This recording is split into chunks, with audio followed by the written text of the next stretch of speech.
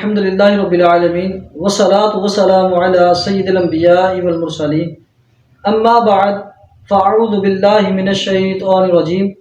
بسم اللہ الرحمن الرحیم ان اللہ وملائکتہ یصلون علی النبی یا ایہا الذین آمنوا صلوا علیہ وسلموا تسلیما الصلاة والسلام علیک یا رسول اللہ وعلی آلک واصحابک یا حبیب اللہ۔ ایک عجیب سا سوال ایک صحابی رسول حضرت عبید بن عمیر نے حضرت عائشہ سے پوچھا، اے اماں جان، آپ مجھے رسول اللہ صلی اللہ تعالی علیہ وآلہ وسلم کی زندگی کا کوئی ایک عجیب سا واقعہ بتا دیں جو آپ نے محسوس کیا ہو کہ یہ ایک انفرادیت ہی رکھتا ہے۔ ویسے تو رسول اللہ صلی اللہ تعالی علیہ وسلم کی زندگی کا جو بھی ایک معمول تھا وہ تو باعث رحمت ہی ہے امت کے لیے۔ تو حضرت عائشہ نے جب حضرت عبید کا یہ سوال سنا تو تھوڑا سا سوچنے پہ مجبور ہو گئی۔ تو بعد میں حضرت عائشہ صدیقہ طیبہ طاہرہ عابدہ نے جواب دیا کہ ایک دفعہ رسول اللہ صلی اللہ تعالی علیہ وسلم میرے حجرے میں تشریف فرما ہوئے، اور روٹین وائز اگر دنوں وائز دیکھا جائے تو آج رسول اللہ صلی اللہ تعالی علیہ وسلم کا جو دن تھا وہ میرے گھر رکنے کا تھا۔ تو انہوں نے آ کر حضرت عائشہ سے فرمایا، اے عائشہ، حق تو یہ ہے کہ میں آپ کے پاس آؤں، لیکن کیا آپ مجھے اپنا حق معاف کرتی ہیں کہ میں آج رات اللہ کی عبادت کروں؟ حضرت عائشہ رضی اللہ تعالی عنہا فرماتی ہیں کہ اے محبوب، جیسے آپ کو اچھا لگے آپ ویسے فرما لیں، کیونکہ آپ کی خوشی میں ہی میری خوشی ہے۔ تو حضرت عائشہ فرماتی ہیں کہ رسول اللہ صلی اللہ تعالی علیہ وسلم نے وضو فرمایا اور رات پوری عبادت کرتے رہے، اور عبادت اس طرح فرماتے کہ تشہد کی حالت میں آتے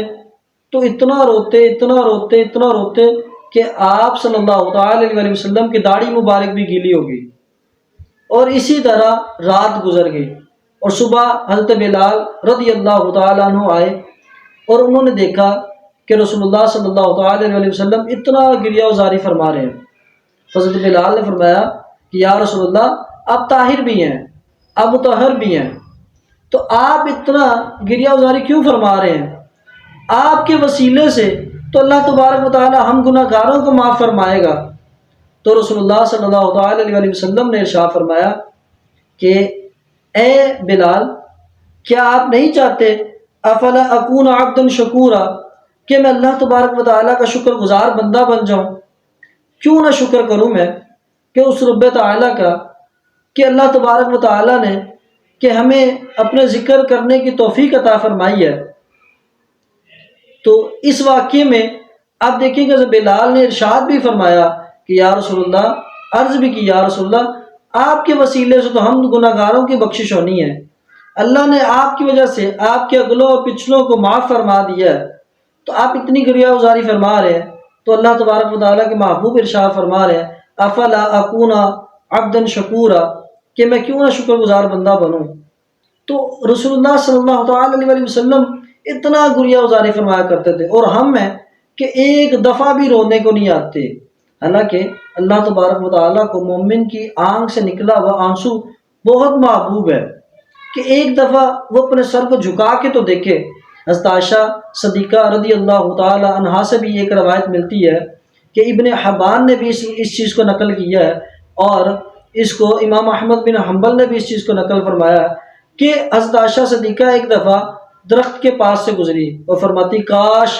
میں اس درخت کا پتا ہوتی اور یوں ہی ٹوٹ کے بکھر چکے ہوتی۔ اللہ کے خوف کتنا تھا ان لوگوں کو، اور ہم لوگ ہیں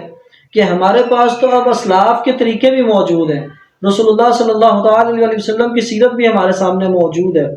کہ ہم پھر بھی اس طرف نہیں آتے۔ تو ہمیں چاہیے کہ اپنی زندگی کو اللہ تبارک و تعالیٰ کے خوف کے ساتھ بسر کرے، اور اللہ تبارک و تعالیٰ کے دین اور حضور علیہ الصلوۃ والسلام کی تعلیمات پہ عمل کرتے ہوئے گزارے۔ وآخر دعوانا ان الحمد للہ رب العالمین۔